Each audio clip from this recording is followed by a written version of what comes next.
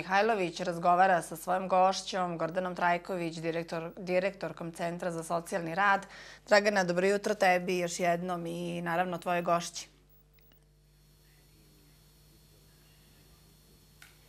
Jelena, dobro jutro još jednom tebi i svim gledalcima televizije Most. Kao što si najavila, gošća studija Radio Gračanice, direktorica Centra za socijalni rad i zaštitu, Gordana Trajković za opštine Priština, Lipljan i Obilić. A svako od nas u nekom trenutku života ima i potrebu za uslugama Centra za socijalni rad i zaštitu, a osnovni zadatak radnika i zakonska obaveza jeste da izađu u susret i pruže podršku. A našu gošću najpre da kažem dobro jutro i dobrodošli. Pitaću prvo, šta je osnovna funkcija Centra za socijalni rad i ko su korisnici Centra za socijalni rad? Vi ste u najavi upravo rekli šta je osnovna funkcija. Da svim građanima na teritoriji opština koje ste naveli u trenucima kada se nađu u stanju socijalne potrebe pomognemo i izađemo u susret. Znači bavimo se pružanjem usluga socijalno-pravne i porodično-pravne zaštite. Kad je u pitanju socijalna zaštita i korisnici Centra za socijalni rad, šta je potrebno da bi neko postao korisnik za socijalni rad? Najpre da dođe, da podnese neki zahtev. Koji su to uslovi? Uslovi za ostvarivanje prava na materijalnu podršku predviđeni su Zakonom o socijalnoj zaštiti i programom za isplatu pomoći. Pre svega, osnovni uslov jeste da se porodica nalazi u stanju socijalne potrebe u smislu da nemaju dovoljno novčanih sredstava za zadovoljenje osnovnih egzistencijalnih potreba.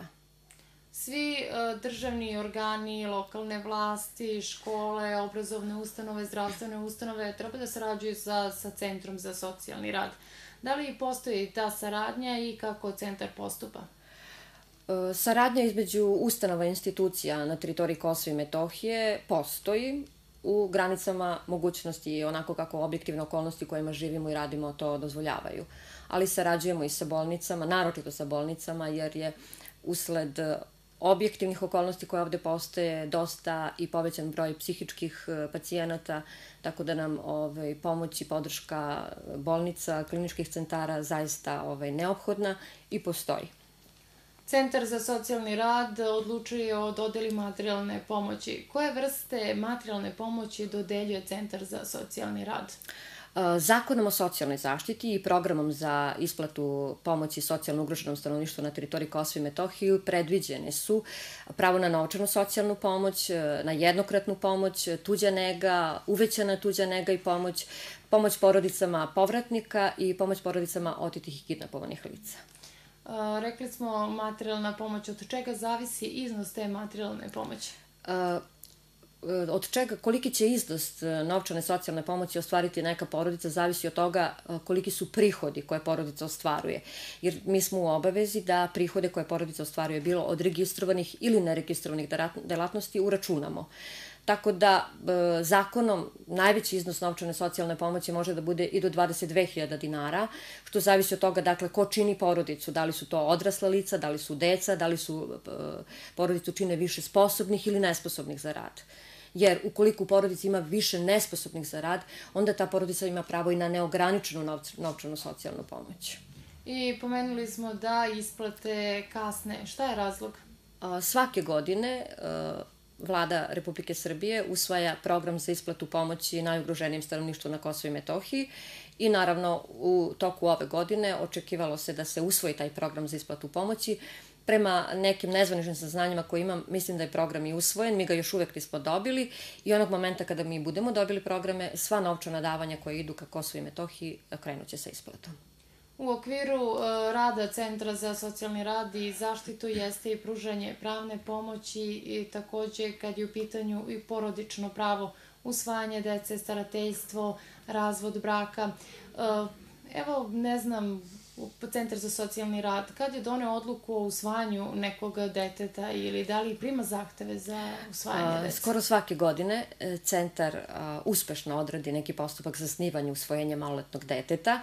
Dakle, odrađujemo podobnost deteta da bude usvojeno, odrađujemo i podobnost, imamo i zahteve nekih bračnih partnera za utvrđivanje podobnosti da budu usvojitelji i Imamo zahteve za smeštaj u hraniteljsku porodicu, znači većinu poslova iz oblasti porodično-pravne zaštite Centar za socijalni rad za ove opštine koje ste naveli uspešno obavlja. A što se tiče psihološke pomoći i davanja saveta, da li postoji služba za psihološku pomoć? Novim pravilnikom o unutrašnjoj organizaciji i sistematizaciji poslova i radnih zadataka u centrima za socijalni rad je predviđeno da se poslovima pružanja savetodavno-terapijskog rada mogu baviti samo specijalizovani stručni radnici. Kako mi trenutno u Centru za socijalni rad nemamo specijalizovane stručne radnike za obavljanje tih poslova, mi tu vrstu poslova i ne radimo. Radimo poslove pružanja pravne pomoći, radimo poslove dostavljanja izveštaja sudu u brakorazvodnim postupcima, dakle utvrđujemo roditeljske kompetencije u brakorazvodnim sporovima i u sporovima za izdržavanje dece, a za savetodavno-terapijske usluge upućujemo na centre za medijaciju koji postoje u centralnoj Srbiji. Da li aktivno učestvujete u kreiranju i realizaciji niza projektnih aktivnosti, neke projektne aktivnosti koje potiču samo iz Centra za socijalni rad vezan za opštine Priština, Lipljan i Kosovo Polje? Znate kako, ne možemo se pohvaliti nekim dinamičnim aktivnostima na teritoriji ovih opština. Ono čime se mi možemo pohvaliti jeste da redovno svake godine učestvujemo na konkurse Nacionalne službe za zapošljavanje. Dakle, oni upućuju javne pozive za stručnu praksu, za javne radove i Centar za socijalni rad se aktivno uključuje svake godine. Hoćemo li dobiti ili nećemo dobiti, to već ne zavisi od nas. Naše je da konkurišemo i da obezbedimo konkursnu dokumentaciju. A što se tiče lokalnih samouprava, ne mogu baš da kažem da imamo neku dinamiku u tom smislu. I imamo još jedno pitanje kad su u pitanju lokalne samouprave. Koliko vam pomažu lokalne samouprave što se tiče novčanih sredstava za pomoć socijalno ugroženim licima? U svim lokalnim samoupravama postoji pravilnik i treba da postoji saradnja sa Centrom za socijalni rad. Da li vi imate i da li vam pružaju određenu pomoć? Saradnja Centra za socijalni rad sa lokalnim samoupravama postoji u vezi sa isplatom jednokratnih pomoći, ali ne u smislu obezbeđivanja sredstava za tu isplatu, nego prosto u postupku davanja saglasnosti za isplatu pomoći na pojedinačne zahteve. Nažalost, dakle, ne mogu da se pohvalim da naše lokalne samouprave finansiraju socijalnu zaštitu, jer oni nemaju sopstvenih prihoda, prosto ne zavisi to od njih. Oni nemaju prihoda sa kojima bi mogli da nas finansiraju.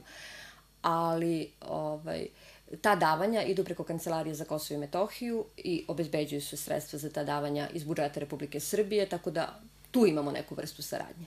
Kad je u pitanju socijalna pomoć, lokalna samouprava može da raspiše neki konkurs ili neki projekat i na osnovu toga da se bar na neki način pomogne tim socijalno ugroženim.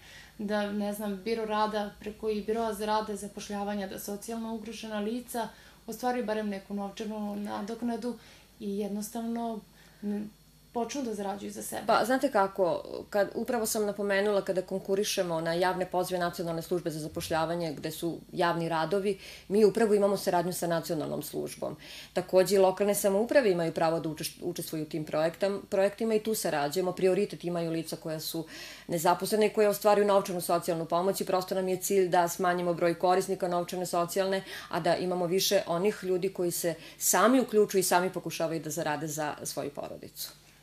Koji je broj korisnika novčane pomoći i socijalne pomoći? Ovako, ukupan broj korisnika Centra za socijalni rad u prethodnoj godini, u 2012. u svim oblastima, i socijalno i porodično-pravno, je bilo oko 2422.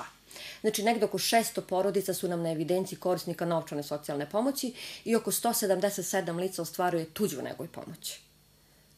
To je izuzetno mnogo za ovako mali prostor. Pa mi možemo da se pohvalimo time da se možda na teritoriji Kosova i Metohije sklapa najviše brakova i da tu i to uglavnom mladi ljudi stupaju u brak i gledamo da takvim porodicama pomognemo. Oni dobijaju decu, formiraju svoje porodice, a nemaju mogućnosti da se zaposle. Takvim porodicama gledamo da pomognemo. Evo, vraćamo se ponovo u studio televizije Most. Jelena? Dragana, hvala naravno na ovom uključenju i pozdrav tebi, tvojoj gošći i svim Srbima u centralnom delu Kosmeta, a u nastavku jutarnjeg